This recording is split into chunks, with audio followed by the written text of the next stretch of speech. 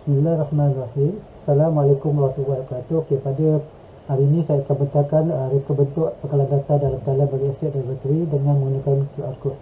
Yang mana kita telah membangunkan satu inovasi untuk memudahkan dari segi pengurusan aset yang dinamakan ada SPARK, iaitu pengurusan sistem pengurusan aset menggunakan QR code. Okey, oleh kerana kajian telah membelanjakan berjuta-juta ringgit untuk membelanjakan untuk membeli peralatan aset, jadi satu pengurusan aset yang agak terbaik adalah perlu bagi menjaga aset yang telah dibelanjakan oleh kajian. Okey, ini adalah 6 ahli kumpulan kami. Okey, objektif dia adalah pertama kita membina SPARK ni adalah untuk membina dan membangunkan satu reka bentuk bekalan data platform dalam talian bagi peralatan aset dan inventory yang telah digunakan di Jabatan Kejuruteraan Elektrik Politeknik Melaka. Yang kedua adalah untuk menggabungkan platform SPARK dengan QR code bagi mudah dan mempercepatkan lagi proses mengakses ke platform tersebut. Yang ketiga adalah memudahkan dan melicin proses auditan aset yang dijalankan setiap tahun, dan ini adalah kerana semua penerima makmal dan mereka dapat memberi maklumat dengan cepat bandingkan dengan cara konvensional. Yang ketiga lah dari segi impak inovasi.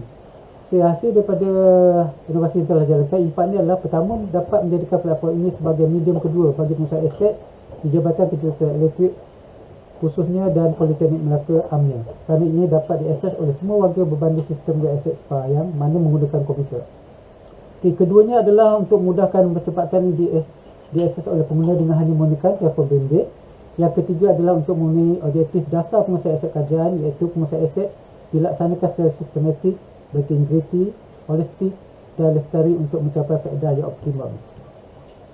Okey, ini adalah prosesannya, mana kita ada logo QR code yang diletakkan pada setiap makmal, dan apabila kita untuk melihat aset-aset yang berada di tempat tersebut, kita hanya scankan saja menggunakan telefon bimbit pada QR code yang telah dipaparkan, dan hasilnya kita akan keluar semua bengkel-bengkel yang ada di Jabatan Kejuruteraan Elektrik, dan kita akan memilih bengkel mana yang kita hendak, dan akan keluarlah senarai-senarai semua aset-aset yang ada di bengkel tersebut. Yang membezakan dengan Q47 dengan yang telah kami bina adalah pada Q47 tidak ada gambar, tapi yang kami bina ada gambar, dan ia memudahkan lagi pengurusan aset dan juga untuk pengguna mengetahui sama ada aset yang dihendaki itu betul ataupun tidak. So yang ini adalah selain pada itu untuk pengetahuan, kajian ini telah dibentangkan di ATRC 2020 di Politeknik Nilai, dan kita juga telah mendaftar produk kita di MAIPO. Sekian, terima kasih. Assalamualaikum. Ini adalah sistem pengurusan aset QR code yang telah kami bina. So, kita akan scan dahulu QR code pada papan yang telah pada QR code yang telah kita buat. Akan keluar data yang mana semua peralatan makmal ada pada data yang telah dibina ni lah. Okey, kita akan cari. Okey, sekarang ni kita berada di makmal baik pulih. So, kalau kita nak lihat peralatan di makmal baik pulih, kita akan lihat makmal baik pulih. So, ini adalah makmal baik pulih.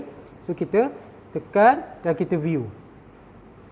So, bila view, semua data yang kita masukkan dalam peralatan makmal pulih akan keluar. So, kita boleh lihat lah.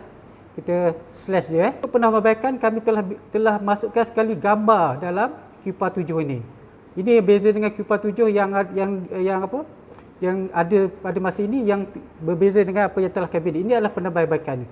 So, kebaikan dari segi bila ada gambar ni, ia akan memudahkan sama ada pengguna ataupun bila berlaku audit asset, akan memudahkan pengguna itu tahu apa peralatan dia dari segi reka bentuknya, dan kita boleh lihat.